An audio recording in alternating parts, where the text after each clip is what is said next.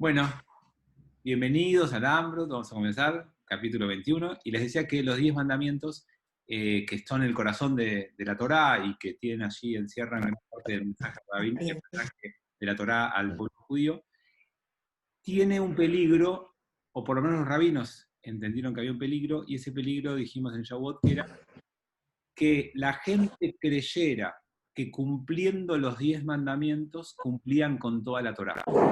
Si nosotros hubiéramos puesto los 10 mandamientos como parte de la actividad diaria, como se hizo con el Shema, y hubiera tenido lógica, voy a silenciar porque hay un poquito de ruido. ¿Sí? No hay nada.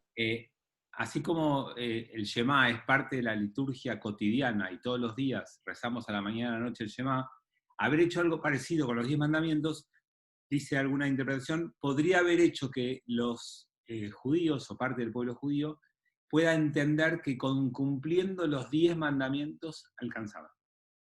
Para evitar eso, quitaron los 10 mandamientos de la liturgia, o por lo menos no están en la liturgia que nos llegó hasta nosotros, cuando tenemos algunas evidencias que en algún momento formó parte de la liturgia, y leemos los 10 mandamientos solo 3 veces al año.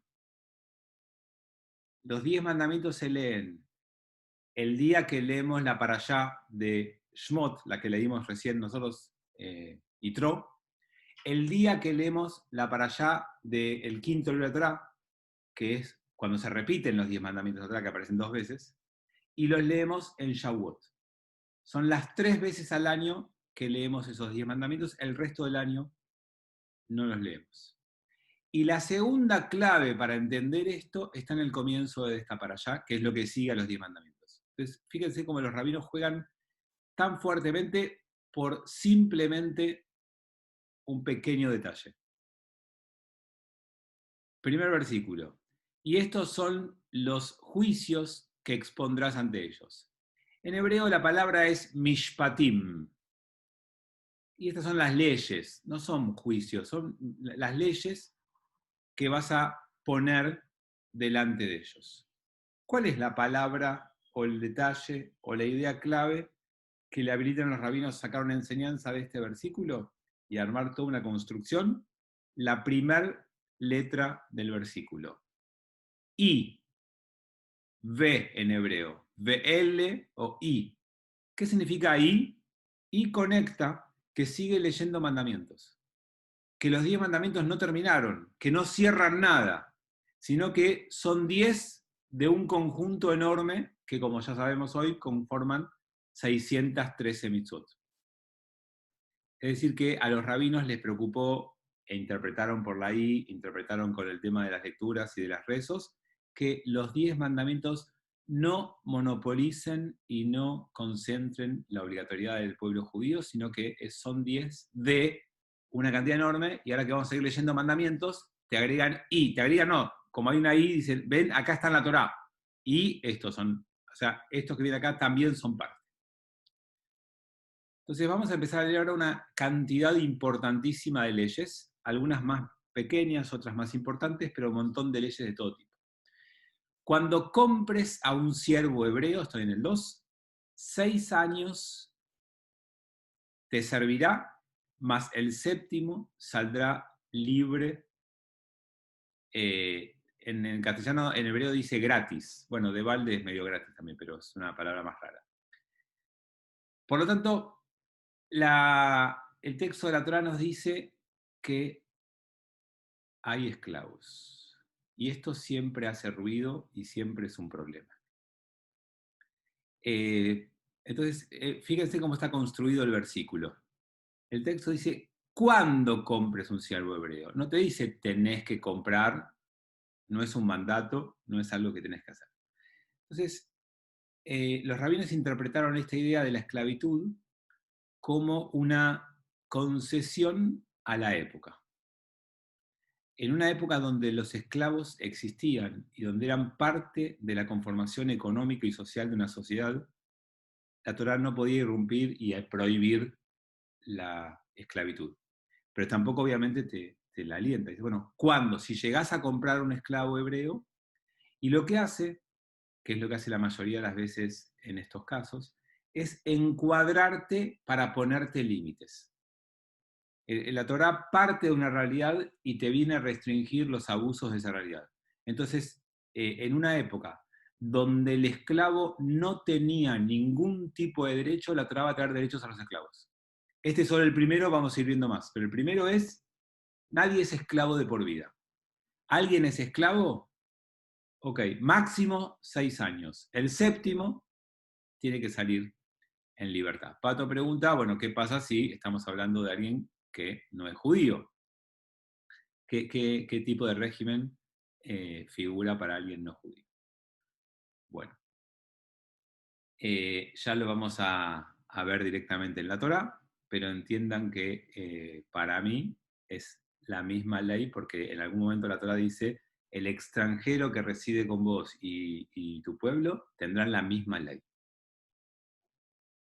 Por supuesto que ya vamos a ver alguna otra interpretación, pero en principio, en mi lectura de la Torá, con esa sentencia que tenemos en la misma Torá, que tendrás una sola ley para el que viva con vos y para el que sea nativo, para el de tu pueblo y el que se haya mudado o el que viva transitoriamente con vos, para mí no hay distinción ni diferenciación, ya vamos a ir viendo alguna otra opción.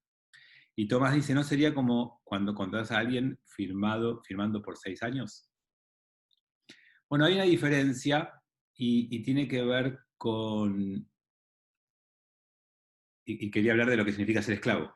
¿Cuál es la diferencia entre un esclavo y un no esclavo? Si bien la palabra trabajo y la palabra esclavo tiene la misma raíz, Ebed y Abodá, es la misma palabra en hebreo. Eso es para recordarnos que cualquiera que se entrega al trabajo en forma muy excesiva corre el riesgo de esclavizarse. Entonces tenemos que ver cuál es la diferencia entre trabajar y ser esclavo, en esto que pregunta Tomás, si es como contar a alguien o no. Hay dos grandes diferencias para hablar de trabajo o de esclavitud. La primera es que cuando vos sos libre y trabajás, igual manejás tu tiempo. Aunque tengas que cumplir un horario, vos podés decidir faltar o podés decidir llegar un poco más tarde o podés pactar cambios en tu horario. El esclavo no maneja sus horarios, tiene que eh, eh, atenerse a las reglas de, de su dueño, entre comillas. Por eso otro límite va a ser el Shabbat, que lo vimos cuando vimos los 10 mandamientos. Cuando tienes un esclavo, el Shabbat también descansa. Ese es otro límite al abuso sobre la esclavitud.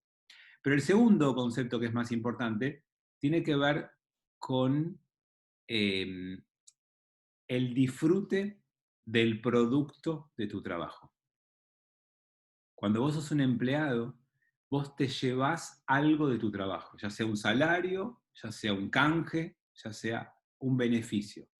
Cuando vos sos esclavo, la paga de tu trabajo es casa y comida. Y en algunos casos, la pregunta es cómo se llega a ser esclavo. ¿Por qué alguien terminaba siendo esclavo? Y en muchos casos era porque no podía hacer frente a las deudas que tenía. Se había endeudado tanto que no tenía forma de pagar, entonces se entregaba como esclavo para que en lugar de pagar deudas, pudiera simplemente pagar con trabajo. Y era esclavo 6 años y con eso saldaba sus deudas. Y en otros casos era porque habiendo hecho malos negocios o malas decisiones económicas, perdía su vivienda. Y si perdía su vivienda y perdía su lugar de cosecha y demás, debía venderse como esclavo para poder sobrevivir. Esa es habitualmente la razón por la cual alguien queda. Sí, tal cual. En la Torá, y después, mejor más que en la Torá, en el Talmud, Abodá, que es la misma raíz que trabajo o trabajar y esclavitud, es el servicio a Dios. Entonces, por eso es que nosotros en la tradición judía tenemos la idea de que eh, quien sirve a Dios puede hacerlo siendo una persona libre y beneficiándose de lo que hace, por ejemplo, en el caso de que la raíz comparta con trabajo, o adorar algo que no tiene sentido y que no es Dios y que uno no disfruta de lo que hace y queda esclavo a eso, que es cuando uno hace lo que se llama Avodah Zarah. Lo que hace es idolatría se dice en castellano. Entonces, así como hay trabajo sano y esclavitud, hay abodá con Dios y hay abodá zara, abodá simbolizada con la esclavitud. Pato dice, Jacob trabajó 7 años por sus esposas, tal cual. No tenía la plata para la dote. Se quería casar y no tenía un peso. Entonces, al rey Nabucodonosor dice, me quiero casar, pero no puedo aportar el dote de la mujer, pero el hombre también aporta para el casamiento. Entonces, yo no tengo la posibilidad de aportar dinero para casarme con tu hija. ¿Cómo hacemos? Y Labán le dijo, bueno, trabajá 7 años para mí y esa va a ser tu aporte al casamiento. O sea, de vuelta, se puso a trabajar para juntar el dinero para poder casarse. Porque aparte, viste, había contratado a Schuster y todo, era un poco caro todo, entonces hubo que laburar mucho. Tomás dice, la vida en los ingenios tucumanos era prácticamente esclavitud. Bueno, no solamente en los ingenios tucumanos, obviamente tenemos muchos ejemplos de esclavitud. Algunos dicen que el hambre te esclaviza a la gente que trabaja, pero bueno, yo no voy a hablar de ese tema. Y Gaby pone, se esclavizaba a quien te debía plata, no se vendían esclavos. Claro, el camino más habitual era ese, esclavizar a quien debía plata. Ahora, ¿cuáles son los esclavos que sí se vendían, especialmente en esta época, no hablo solamente de Israel? Y eran los esclavos productos de las guerras. Cuando había guerras entre los estados en aquel momento, la conquista de un lugar, parte del botín eran llevarse gente que después eran vendidas por esclavos. Cuando algún judío caía víctima de esa situación, era obligación de la comunidad reunir el dinero para rescatarlo. No nos era permitido dejar a un hebreo como esclavo porque había caído en una batalla o porque había sido vendido como esclavo. Era obligación de la comunidad rescatar a los esclavos judíos siempre. Y esto es lo que dio pie a que después, durante gran parte de nuestra historia, conociendo estas leyes, los demás pueblos secuestraran judíos con habitualidad, porque sabía que había una ley que nos obligaba a rescatarlos y a juntar el dinero entre todos. Toda la antigüedad y Edad Media tuvo muchísimo de esto. Y si lo ven en términos de hoy, cada vez que los palestinos o algún grupo terrorista palestino secuestró a algún soldado israelí, lo hicieron convencidos de que el cambio de ese soldado iba a implicarles a ellos muchísimo, muchísimo beneficio. Y así fue. Gilad Shalit, que fue el último intercambio, implicó 1000 personas palestinas para cambiarla por Gilad Shalit. Por supuesto que algunos muy leves, algunos prisioneros de muy poco delito en sus manos, pero alguno que otro mucho más importante, y siempre el gobierno israelí estuvo dispuesto, porque tenemos esto también culturalmente, de cuidar y defender. Incluso hubo canjes del Estado de Israel, moderno, del cuerpo de un soldado muerto por varios prisioneros vivos del pueblo palestino. Esto es algo que para el pueblo judío tiene muchísimo peso, y en el Estado moderno israelí lo que quieren transmitir permanentemente es que el Estado te va a cuidar sea como sea y te va a traer de vuelta a casa. Y eso es algo que es muy fuerte para la moral del ejército y para la cultura del ejército. Bien, entonces leímos el 2, 6 años más años saldrás libre gratuitamente. Si entró solo, solo saldrá. Si tenía mujer, saldrá su mujer con él.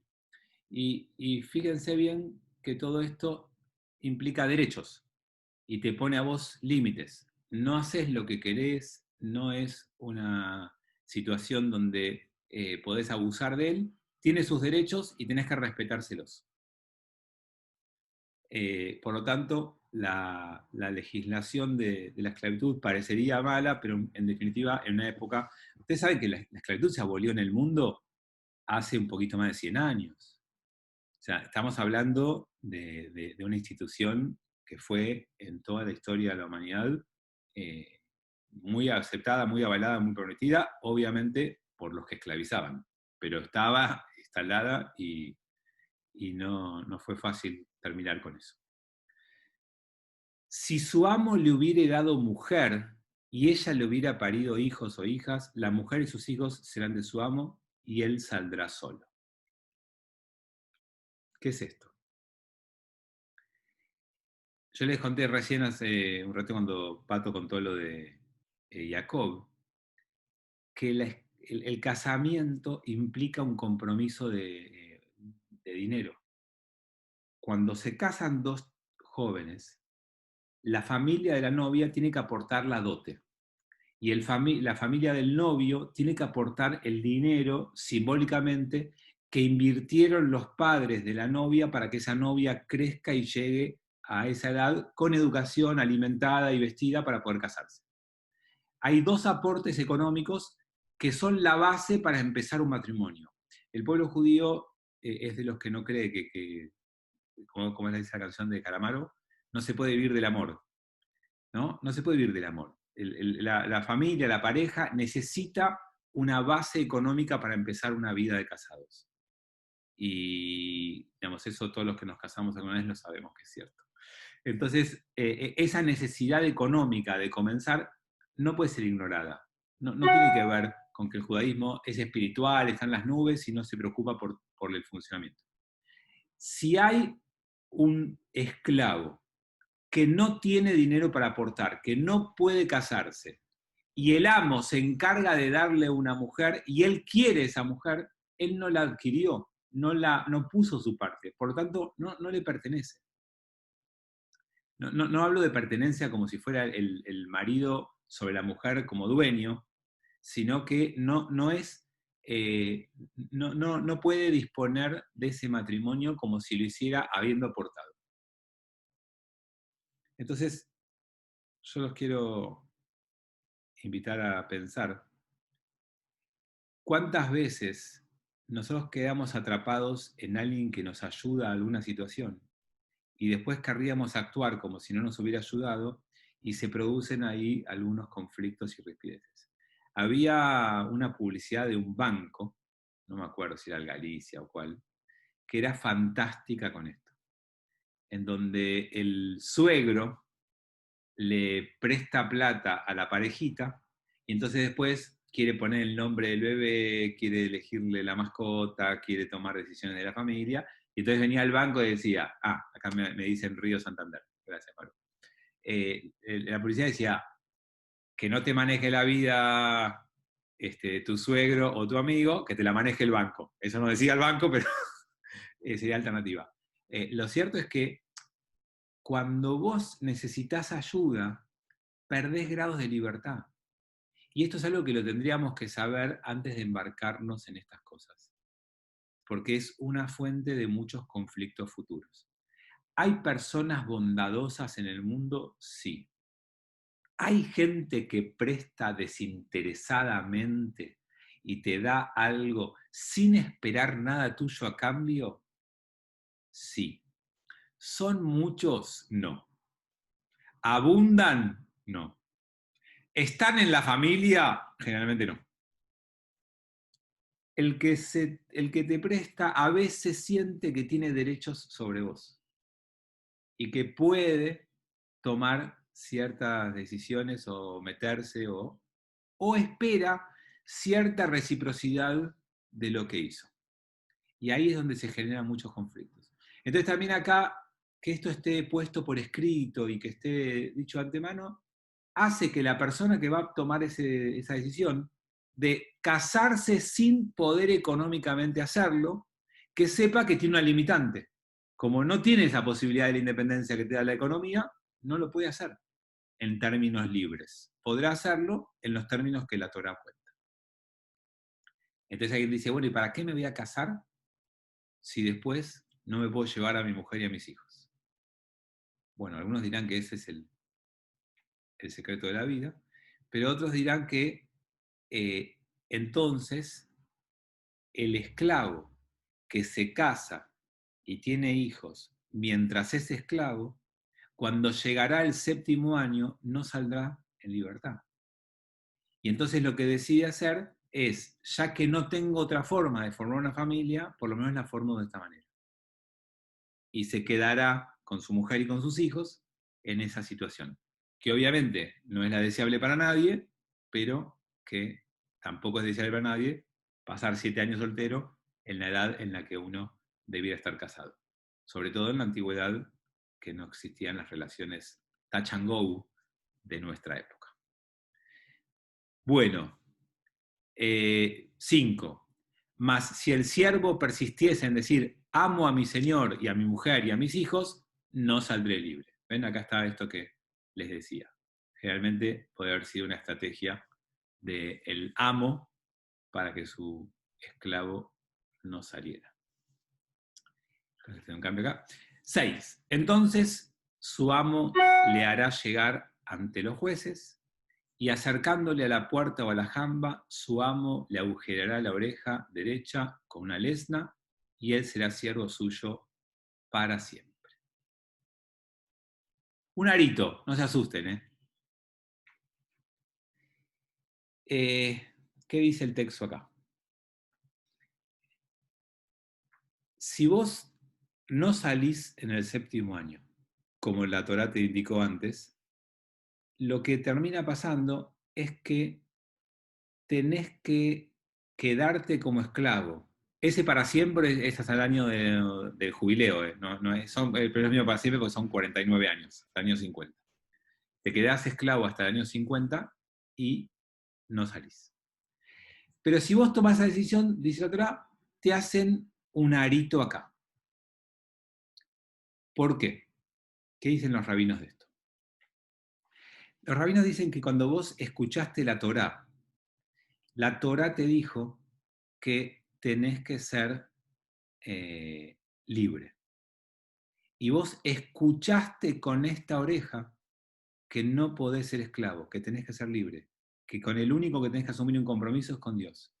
Entonces, si vos públicamente aceptás la esclavitud o no aceptás la libertad que Dios te propone, tiene que quedar claro que vos sos el que no está cumpliendo con esto que Dios te mandó.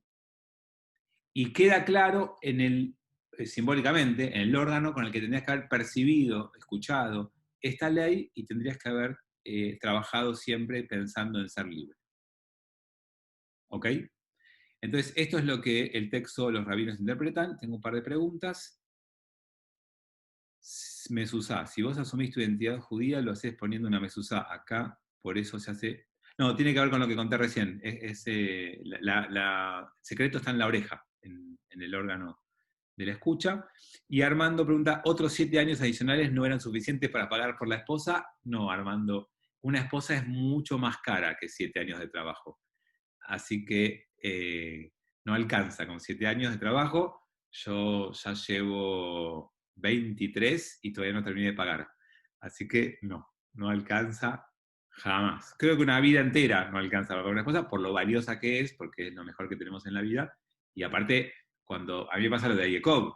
¿Vieron? Cuando Jacob trabajó para Rachel, le pasaron volando y no sintió que estuviera trabajando por ella. A mí me pasa exactamente lo mismo. Armando, por eso seguí soltero. Eso dice Eva. Yo no lo dije eso, pero lo dice Eva. Pero sí, en el caso de Jacob es distinto porque Jacob era un hombre libre que llegó y que pudo trabajar para casarse con una persona y apartar. Estamos hablando de alguien que ya es esclavo y que dentro de su esclavitud quiere casarse con una mujer, que no es lo mismo que el caso de Jacob. Pato dice, el jubileo es año 50, ¿a partir de cuándo? Está bien la pregunta porque no es que 50 años desde que te esclavizás, sino que ya está marcado, el ciclo está ya armado. Lo vamos a ver cuando se vendan las propiedades. Nadie vende su propiedad a perpetuidad. Cuando vos vendés una propiedad, tenés que contar cuántos años faltan para ese año del jubileo. Eso es un año fijo, cada 50. El último caso que hubo público lo tomó la iglesia. No sé si alguno se acuerda, algunos de ustedes no habían nacido. Pero en el año 2000, el Papa dijo, este es el año del jubileo, porque ellos obviamente cuentan 50 años desde el año 1, y entonces cada 50 años es el jubileo.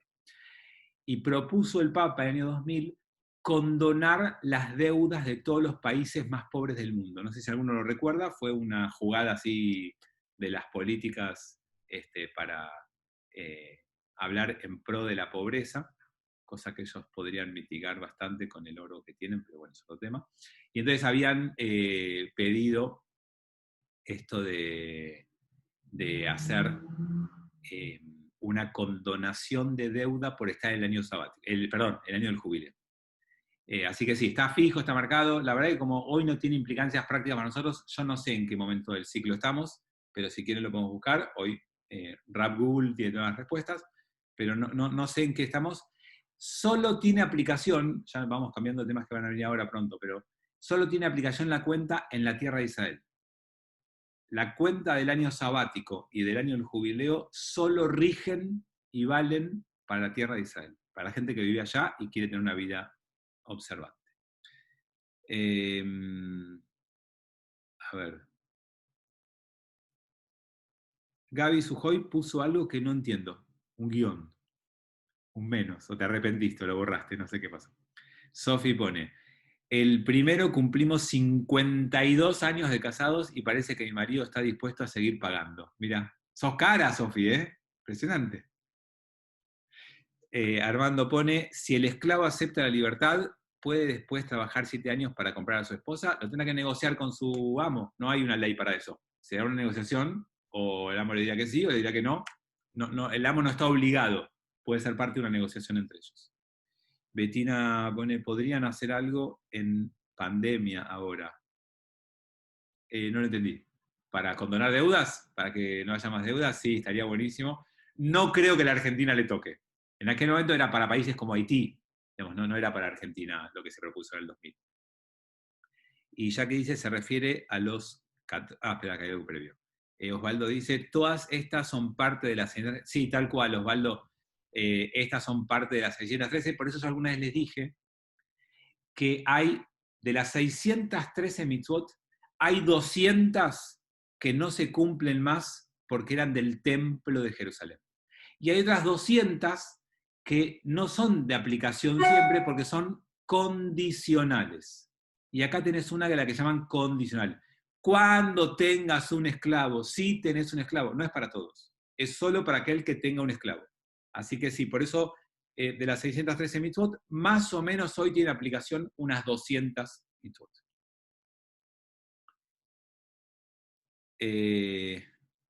Jackie, no sé qué estás preguntando si se refiere a los católicos, si al jubileo o a la condonación de deudas, no sé a qué te referís. Y Armando dice, hubo judíos que en alguna época se dedicaron al comercio de la esclavitud. ¿Es legal? No es legal, salvo, ya vamos a ver, cuando veamos cómo rige la ley con los no judíos. Ya lo veremos ahí. Cuando la ley, la Torá no prohíbe el comercio con esclavos. Lo que prohíbe es el comercio con esclavos de tu pueblo, que ya lo vamos a ver. Es más fácil ser judío ahora, obvio, hay descuento. Pero es un poquito más caro. En aquel momento no había cuota de Kuja y cuota de Keren Kayemet y cuota de Amia y cuota de Lambert. Bien, 7. Cuando alguno vendiere a su hija por sierva, ella no saldrá como salen los siervos. Si no agradare a su señor después de la que la haya destinado para sí, permitirá que sea redimida. No podrá venderla a otro hombre ni al padre de ella después de haberse servido de ella y no haberla desposado.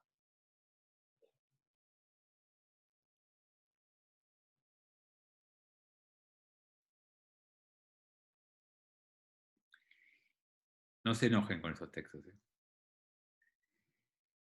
Estamos hablando de textos que son difíciles de leerlos desde lo literal y que tienen una implicancia más simbólica que debiéramos buscarle a estos textos.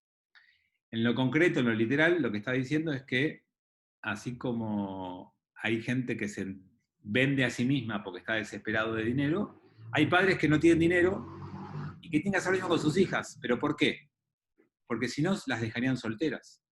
Una chica sin dote no se puede casar. Y dejar a una hija soltera también es gravísimo. Entonces, por eso están estas situaciones que acá figuran. La diferencia es que cuando vos tenés la dote pueden elegir candidato y pueden buscar el acuerdo de la hija. Cuando no tenés una dote, podés pensar en vender a tu hija como sierva, porque no tenés plata para mantenerla, no tenés plata para casarla, porque no tenés la capacidad de darle de comer, y entonces es mejor que la entregues a algún hombre que la quiera tomar. Ahora, si ese hombre la toma y después no le agrada a esa mujer, está permitido que sea redimida, o sea, alguien puede tomarla para que se case con otra persona.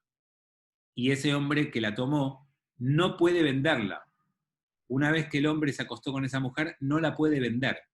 Entonces, de vuelta, son derechos para los débiles, en una sociedad donde esos débiles no tenían ningún tipo de derecho.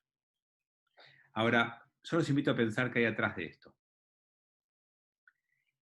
Los padres muchas veces tomamos decisiones que comprometen a nuestros hijos. Y no nos damos cuenta que esas decisiones que comprometen a nuestros hijos tienen implicancias que van más allá, que después no podemos controlar.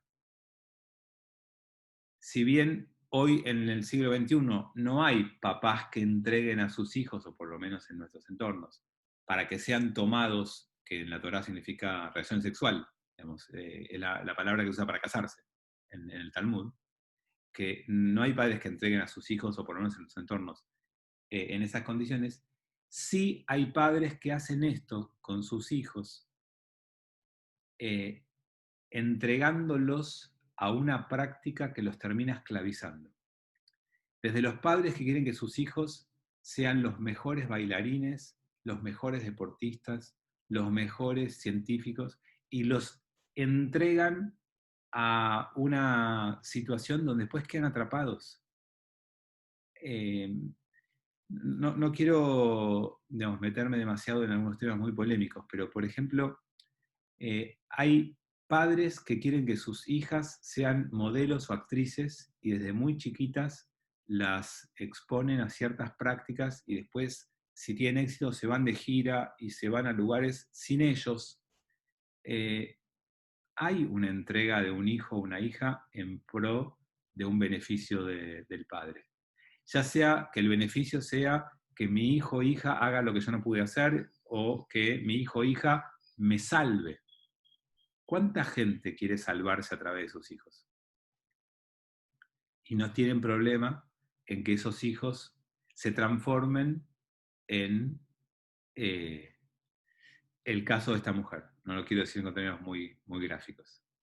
O sea, que esos chicos tengan que servir a otros para satisfacerlos a ellos. Justo ahora salió hace poco en los medios un caso de esos del mundo del tenis. No sé si alguno leyó o conoce a Pérez Roldán, pero después de muchos años, creo que hoy tiene 50 años, pudo decir los abusos físicos por los cuales estuvo sometido a su padre en la exigencia de ser el mejor tenista. Y, digamos, estas cosas siguen pasando. Yo sé que uno dice, no, esto no pasa, qué exageración y demás. Hay un montón de padres que entregan a sus hijos a ciertas situaciones para salvarse ellos. Salvarse puede ser sentirse realizados a través de sus hijos, salvarse puede ser lo económico. A mí mi mamá me hizo rabino para eso. Pero bueno, no le salió. A ver, hay varios comentarios, déjenme ver dónde arrancan. Jackie, yo creo que el comentario sobre la pandemia se refiere a lo que dijiste con respecto a la actitud del catolicismo frente a la pobreza y a la situación actual. Ah, ok, ahora entendí. Hoy debería, decís, la Iglesia ayudar a los pobres con los recursos y fondos que tiene. Pato, ¿qué sería tomarla entonces? Esto que dijimos recién, tomarla es casarse y tener sexo. Eso es lo que significa en la Torah tomarla. Eva Strauss, ¿cómo se considera a los proxenetas judíos que engañaban a las mujeres judías? Como criminales, Eva, como criminales. Por eso hay un sector en el cementerio de la Tablada que está separado para vergüenza de los que ejercieron esa práctica. Todos conocen, ¿verdad?, la Sui Migdal. ¿Todos saben lo que fue la Sui Migdal? No, Marcela dice que no. simplemente para Hubo contar. una obra de teatro en Lambro también, hicieron la obra de teatro. En la década del 20, si no me equivoco, por ahí 1900, ¿no? 1920, por ahí, hubo una organización que funcionó en la parte de atrás de un templo, que no era Lambros, obviamente, que traía chicas de Polonia engañadas, que las traía chicas judías para casarse con hombres judíos en la Argentina, y una vez que las traían acá, las obligaban a prostituirse. Y ellos cobraban de todo eso. Y como las chicas estaban acá sin papeles, sin defensa, nada, fue una situación que duró varios años, que fue muy, muy violenta con esas chicas y con un montón de situaciones horribles. Cuando salió a la luz fue un escándalo total porque estaba funcionando en una sinagoga.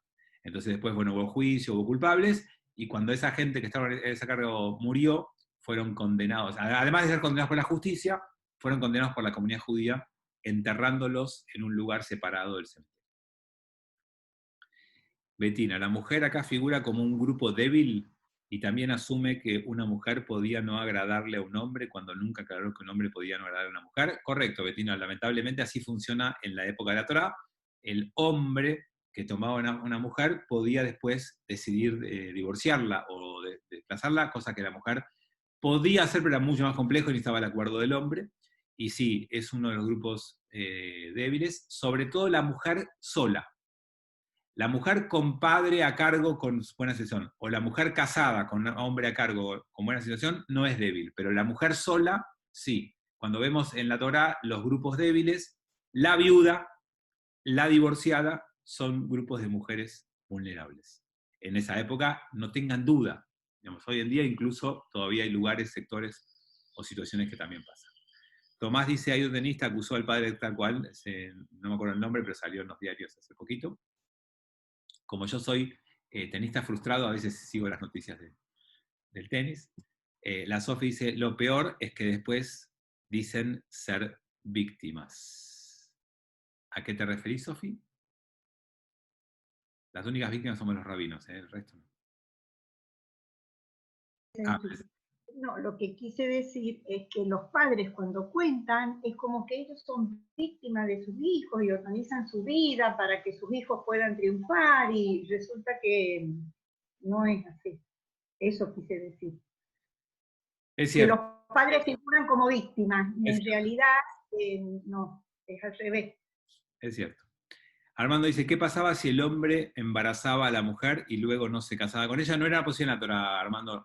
Tener relaciones sexuales con una mujer era casarte con ella, tomarla y que te pertenezca. Así que no estaba esa opción. Y si la dejabas embarazada y luego la querías dejar, podías divorciarla o podías permitir que un familia la redima, que es que se case con otro hombre. Jackie, pasa mucho, es entrega, intercambio como si fuera una mercancía. Por desgracia existen padres que para que sus hijos lleguen a los medios hasta sacan fotos mostrando partes íntimas de sus hijos, tal cual. Coincido 100%, Jackie. Y pasa más de lo que estamos dispuestos a admitirlo. A veces queremos creer que en nuestros entornos no pasa y pasa bastante más. Marcela pone, ¿cómo se llama a esto?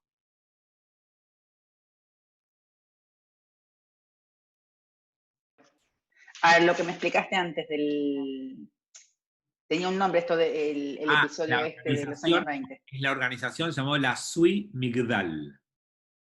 Zvi, Z, B corta I, Sui Migdal. Era el nombre que recibió esta organización. Era una organización que se dedicaba a esto. Y ya que dice, este caso de las chicas que están arrumbadas en el cementerio de Avellaneda, provincia de Buenos Aires. No, las chicas no. Los que quedaron ahí son los proxenetas, los que organizaron el trato de blancas y las, ¿cómo se llama? Las vendían, los que engañaron a las mujeres. Ahora, Fabián, sí. Este asunto de la Sui Migdal, Fabián. Sí, te escucho. Fabián. Te escucho. Este asunto de la Sui Migdal viene todavía del siglo anterior, del siglo XIX, porque hubo gente, la gran inmigración judía de Europa, venían proxenetas polacos y traían mujeres judías polacas para prostituirse, pero esto viene todavía desde la época de 1890, 1880, 1870. Mucho antes. Y creo que también tenían participación en la Suite Migdal. No, En la misma organización. Empezó en 1906 y terminó en 1937. Eso es lo bueno de trabajar con Google. No, y en la década del 20 y 30 fue donde estalló el escándalo. Empezó unos años antes, en la década del 20 empezó el escándalo y en el 37 terminó todo el lío. Pero no fue en el siglo anterior. Ajá, bueno. Pero sí, fue muchos años y fue una tremenda situación de vergüenza para nosotros, ¿no? Por supuesto, por supuesto. Bueno, avancemos uno más. Una cosita más, por si pasás al otro tema. Marce, hay un libro que se llama La Polaca, que cuenta toda la historia de una chica, cómo la trajeron y por todo lo que vivió. Es chiquito y súper interesante, muy triste. Sí, La Polaca. Es muy bueno, es muy bueno. Bueno, una historia... fíjense cómo acá volvemos al tema de los derechos.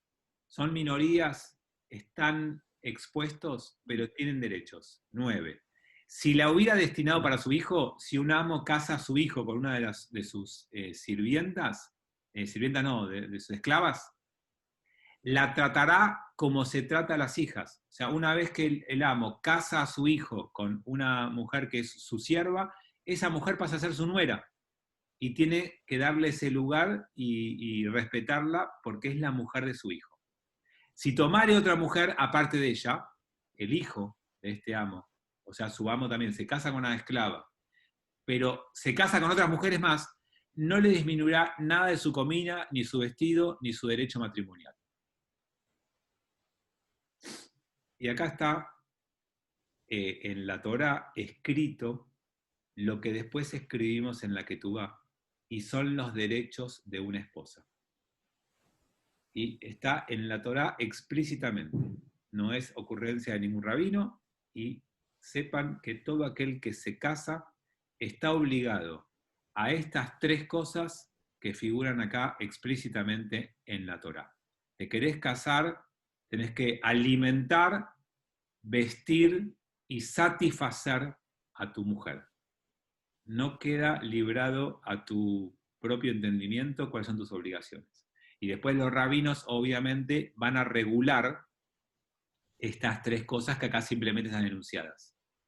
Cuánto de comida, qué marcas de ropa y cuánta frecuencia sexual. Yo sé que igual a ustedes solamente les importa una de las 3 cosas y no las 3, pero sí, es comida de Schuster lo que tienen que darle a sus mujeres, los que quieren estar casados. Obviamente que la alimentación y la vestimenta depende de la situación económica de la pareja. Y debe satisfacer ambos en cómo esté acostumbrado el otro a vivir. Y este es un concepto que en el Talmud se usa mucho. Y se usa mucho para lo que es acción social, para lo que es donación. Ustedes saben que cualquiera se puede empobrecer. Y que hay gente que es pobre y viene de una cultura y de una experiencia y una vida de niñez de pobreza, pero hay gente que hoy es pobre, pero supo ser rica o supo ser de clase media acomodada en su niñez. Y entonces el Talmud va a explicar que cuando vos ayudás a alguien, tenés que ayudarlo en la medida de lo posible como está acostumbrado a vivir. Y no a todos por igual. Porque no es lo mismo que alguien que haya crecido en la pobreza y vivido en la pobreza, y que de adulto es pobre, y vos lo ayudás con comida, no es la misma cantidad ni calidad de comida que alguien que creció en la abundancia, vivió mucho tiempo en la abundancia, y de pronto se empobrece, y si vos querés igualar a eso, esa persona va a sufrir un montón. Entonces, en la medida de tus posibilidades, vos tenés que entender la situación del otro. Pero para mí lo que está en juego ahí, como concepto, es brillante. Porque es la idea de empatía que tanto nos cuesta. Yo no tengo que ayudar al otro como yo pienso. Yo no tengo que conectarme con el otro, con mi cultura, mis ideas, mis prejuicios. Yo tengo que tratar de entender al otro. Y si pudiéramos tener mucha más empatía con el otro, evitaríamos un montón de situaciones conflictivas entre la gente. Desde el ejemplo más tonto hasta el más profundo. Desde cuando doy un consejo hasta cuando intento ayudar. Cuando alguien te pide un consejo, ¿vos contestás lo que harías vos o vos ayudás al otro a pensar lo que es mejor para el otro? ¿Saben cuánta gente que empieza un consejo y dice, yo te digo lo que yo haría? Y yo no quiero saber lo que vos harías. Yo quiero tratar de pensar qué tengo que hacer yo. Entonces, por supuesto que no podemos castigar a nadie, pero hay que ser empático y sensible poniéndote en el lugar del otro. Desde cuando te voy a ayudar, a aconsejar, o quiero darte algo, tengo que pensar quién sos, de dónde venís, cómo vivís, te tengo que conocer. La única forma de ayudarte de verdad es si parto de vos, no si empiezo de mí. Tengo algunos chats, porque se me cambian y no sé hasta dónde llegué, tengo que volver a...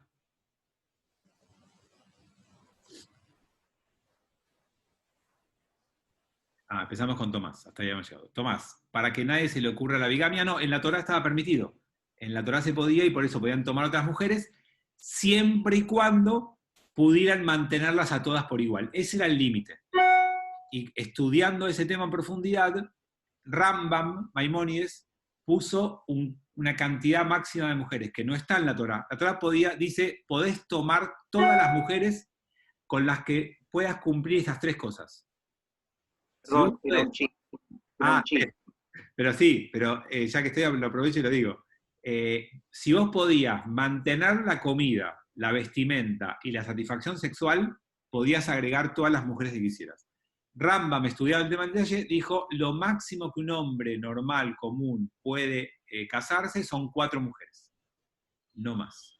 Ese fue el acuerdo al que llegó, y obviamente después se prohibió la poligamia en el pueblo judío. Armando dice, el hecho de que la mujer no pueda solicitar el divorcio no es acaso discriminatorio. En términos del siglo XXI, 100% sí. En términos de la época de la Torá, no existía el divorcio en ningún lugar. De hecho, la iglesia no tiene divorcio al día de hoy. Era una idea de avanzada que exista el divorcio. La mujer lo puede pedir. Lo que pasa es que depende del hombre el sí final. Pero la mujer puede pedir el divorcio. La mujer puede pedir entrevista con su rabino y decirle, Rab, me quiero divorciar, y explicarle los motivos. Y el Rab es el encargado de hablar con el hombre y convencerlo de que la divorcie. O sea, la mujer sí puede solicitar el divorcio. Lo que depende es que el sí final lo tiene el hombre. Bettina dice, hoy, en mi opinión, es mucho menor la ayuda que se organiza y se brinda a las personas que empobrecen de la colectividad judía. Eso, Fabi, falta empatía. A ver, Bet, ¿a qué te referís? No entiendo. Liberate el micrófono, si querés así. No, a mí me encanta ver cómo se organiza ayuda para afuera y de hecho no mirar a quién uno ayuda, pero a veces me da la impresión que tenemos gente cerca que está pasándola mal y no nos damos cuenta.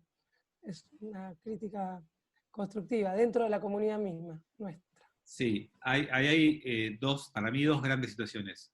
Una que vos recién mencionás que tiene que ver con la poca sensibilidad hacia el otro, o la poca mirada hacia el otro. Pero hay otro problema más, que somos víctimas, y es que lamentablemente hay mucha gente que hizo abuso de la ayuda.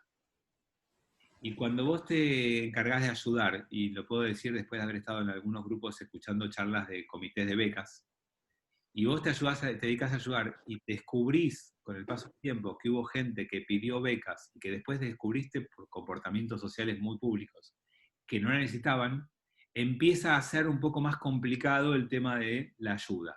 Y cuando el otro que recibe la ayuda o necesita la ayuda ve que es complejo pedir la ayuda porque hay muchos requisitos y porque se expone mucho, hay esto que vos decís. Quiero contarles algo que está pasando ahora con la pandemia sobre esto que me parece muy interesante. Ustedes saben que en la Argentina la organización que más fondos recauda para la ayuda social es la Fundación Tzedakah. Y acaba de sacar un programa que tiene justamente en cuenta esto que dijo Bettina por la situación en la que estamos. El programa que sacó es una ayuda económica por 6 meses a gente que la está pasando mal en la pandemia por cuestiones estructurales, no estructurales, por cuestiones puntuales de ahora y no por pobreza estructural, y cuando nos llamaron a nosotros para contarnos el programa, que nosotros lo repliquemos y lo contemos, nos dijeron, no se va a pedir nada íntimo ni profundo. Simplemente 2, 3 preguntas, y si la gente pide la ayuda, se le va a dar automáticamente. Esto apunta a una época como esta, de crisis estructural y de situación de vulnerabilidad. Nosotros teníamos un grupo de gente que le damos la comida todos los meses, que podían ser 60, 70, 80 familias muy bien estudiadas, muy bien pensadas, quienes eran, y ahora a veces hay meses que dimos 300 bolsas de comida mensual, y sin preguntar demasiado, porque no es momento de estar viendo. Cuando uno tiene la tranquilidad y la posibilidad, uno que está tranquilo de que ayuda a quien se lo merece. Pero a veces en ese ayuda a quien se lo merece, te volvés muy exigente, hay gente que no se anima a pedir y se generan esos conflictos. Pero me tocó de los dos lados. Me tocó ver gente que se merecía ayuda y no se le ayudó, y me tocó ver gente que pidió ayuda, que le ocupó el lugar a otro y que después no merecía la ayuda que recibió. Es complejo el tema. Pato dice, ser pobre es algo malo para otro. No, es una de las debilidades que puede tener el ser humano y te protege para que no se aprovechen de vos. Las categorías de gente vulnerable no es malo, pero saben que el pobre, la viuda, el huérfano, la divorciada y el extranjero son las 5 categorías de debilidad, donde tenés que cuidarlos más que al resto porque están expuestos a los abusos. Esa es la idea natural, no es que sea malo ser pobre. Tampoco es bueno, no es como la iglesia. Nosotros no valoramos la pobreza, no exaltamos la pobreza, ni decimos que es un valor. Obviamente que no se estigmatiza la pobreza, pero tampoco es malo. Eva dice, es igual que en el Islam. Claro, cuando hacen los comentarios así, ya no sé a qué están refiriéndose. Eva, ¿querés decirnos a qué te referías? ¿A la poligamia? ¿Querés que te libere el audio? Ahí está. En el Islam creo que permiten hasta 4 mujeres. Yo sé que tienen poligamia, no sé cuál es el límite, puede ser que sean 4, y les recuerdo que Rambam, que es el que dijo esto, vivía en el mundo islámico, así que por eso es probable que coincidan en esto. Ya que dice, se abusan, vamos a silenciar, y le sacan la posibilidad a otros, claro, tal cual, eso es lo que decíamos recién, ya que acuerdo, y Eva acá dice esto, 4 mujeres. Muy bien. Volvamos a la Torá.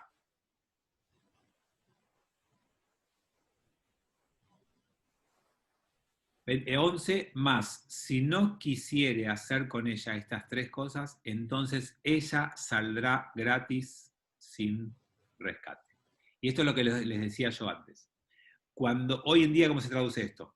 Cuando una mujer ve que su marido no cumple con alguna de estas 3 cosas, puede su rabino decirle, Rab, quiero divorciarme. ¿Por qué? Porque mi marido no cumple con estas cosas. Y es causal de divorcio.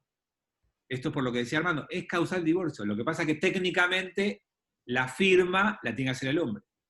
Pero es función del rabino presionar a ese hombre para que entregue ese divorcio.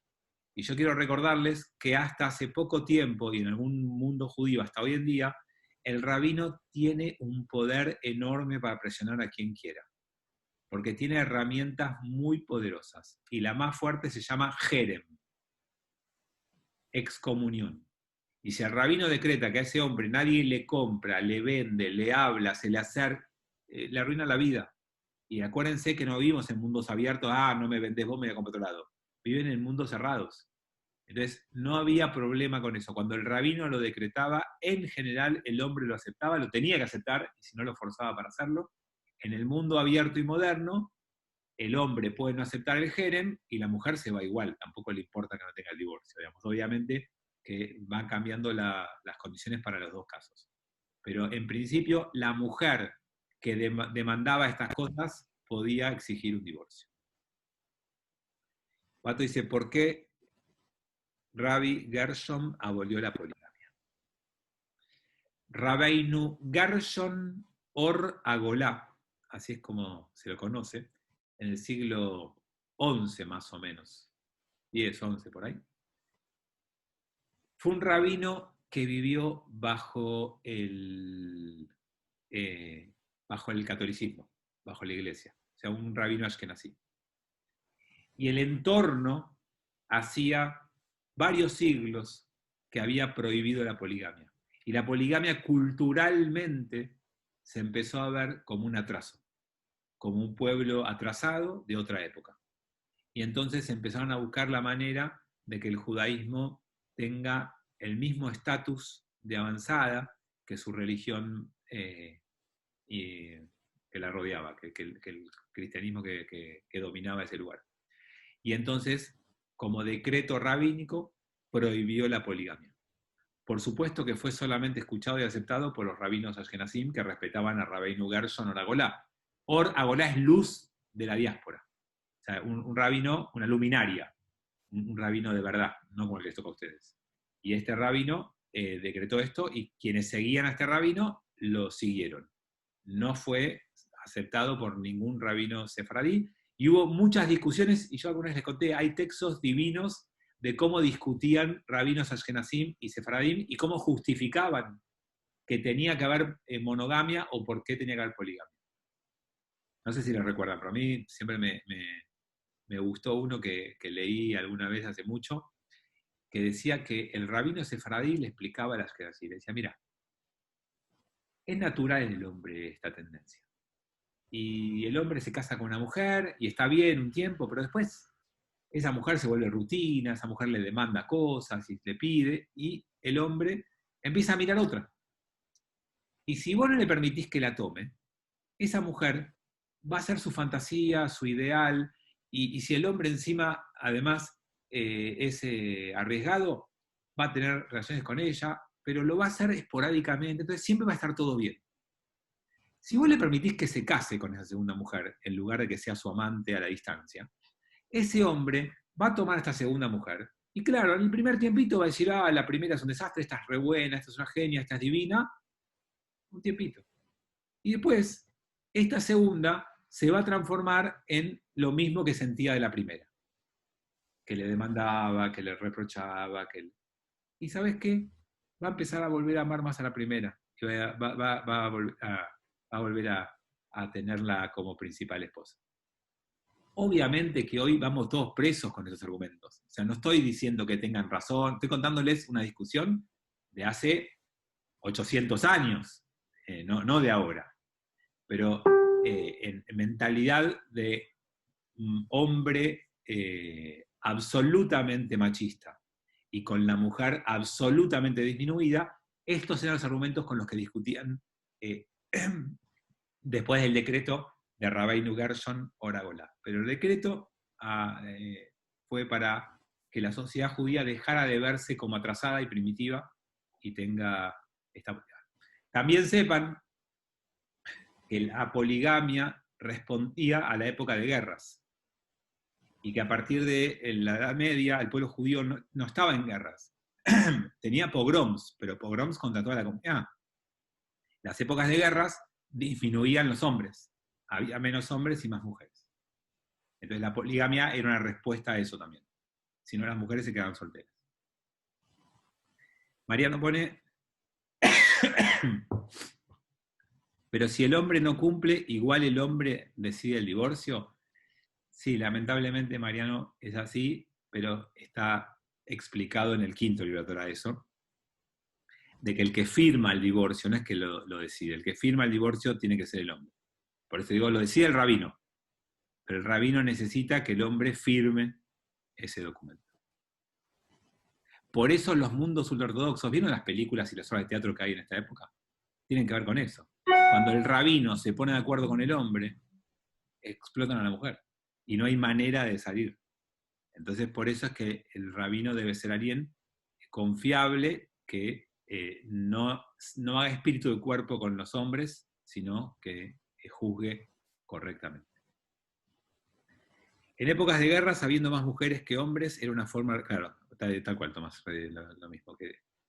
Jackie pone, y por la descendencia. A ver por qué Jackie pones por la descendencia.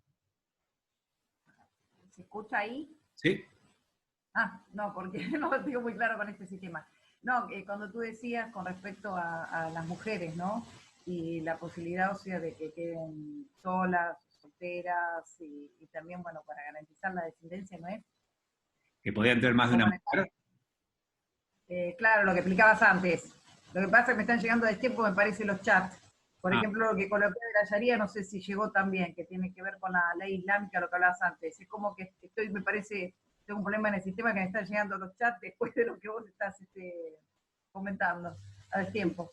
Está bien, la posibilidad de tomar más de una mujer, el caso es el de Abraham, que tiene que ver con la descendencia. ¿Se acuerdan que Abraham estuvo con Sara 10 años, y cuando 10 años no pudo darle un hijo, la Torá le autorizó a que tome a Agar, la Torá cuenta que tomó a Agar, y los rabinos aprenden de ahí que el hombre, para garantizar descendencia, debe probar con su mujer por lo menos 10 años. Y que después de 10 años de no poder caer embarazada, pueden ir al rabino y que el divorcio sea por esos 10 años donde no hubo descendencia. Pero, de vuelta, es optativo, no es obligatorio. ¿No? Sí, vimos Get, que fue muy fuerte la película Bet, tal cual. Hubo una obra de teatro también que vimos en Lambert y una película. Muy bien. Leamos uno más.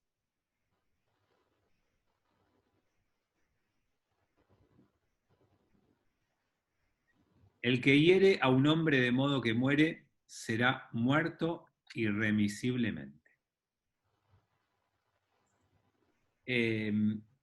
Bueno, obviamente que... Esperen que vamos a buscarlo.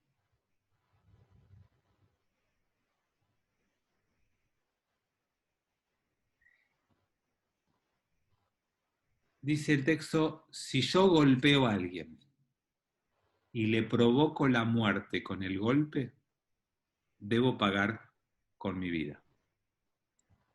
Y yo los invito a que saquen esto de lo literal. Si quieren, la semana que viene empezamos hablando de la pena de muerte y por qué hay pena de muerte en la Torá, que es un tema interesante.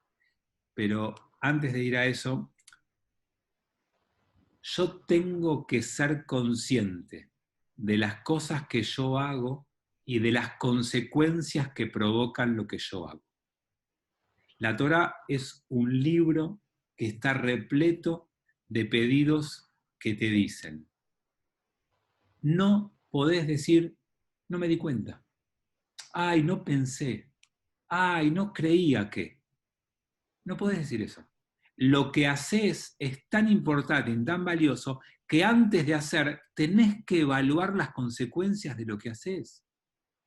Y el que está colgado de una palmera y dice, ay, no me di cuenta, no es inocente, es culpable. Cuando vos haces algo cuyas consecuencias son predecibles, sos culpable. No sirve decir, ay, no me di cuenta livianamente. Por supuesto que puedo no preverlo y mostrarte por qué puedo no preverlo. Y eso está bien, eso no es lo mismo. Pero si las consecuencias de lo que hago son absolutamente predecibles lógicamente, soy responsable. Acá Tomás, o alguien puso el tema, sí, Tomás, el de los rugbyers, muy buen ejemplo. Los rugbyers no pueden decir, ay, le pateé la cabeza, no pensé que lo podía matar. Si vos le pateás la cabeza a alguien, tenés que saber que una consecuencia posible es matarlo. Y así con todo. El policía de Minneapolis que le presionó la cabeza a Floyd, también es culpable. No puedes decir, no sabía que presionando la cabeza se iba a morir. Mariano dice, es el espíritu del bar mitzvah que se le habla a los chicos. Tal cual. Cuando vos sos menor de bar mitzvah, el papá es el responsable de los actos de los chicos. Si tu hijo se manda una macana siendo un nene, bueno, vos no lo estuviste cuidando, es culpa tuya. Ser bar mitzvah es empezar a darte cuenta que tus actos tienen consecuencias y que tenés que evaluarlas antes de hacer las cosas. Y esta es la idea. Y cuando lo haces, pagás. La Torá es un texto que quiere construir una sociedad donde la justicia sea un valor. Y la justicia en la Torá se da cuando vos tenés que responder por lo que haces. Después vamos a hablar, la semana que viene, cómo se responde y cuál es el límite. ¿Ok? Bueno, gracias.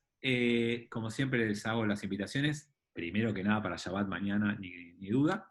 Quiero decirles algo de Shabbat. En realidad lo quiero empezar a decir más, porque estuvimos viendo un poquito las métricas que te da Facebook. Nosotros ahora estamos transmitiendo por Facebook y Facebook te puede informar. Yo sé que hay un montón de gente a la que no llegamos, pero a la gente que sí llegamos,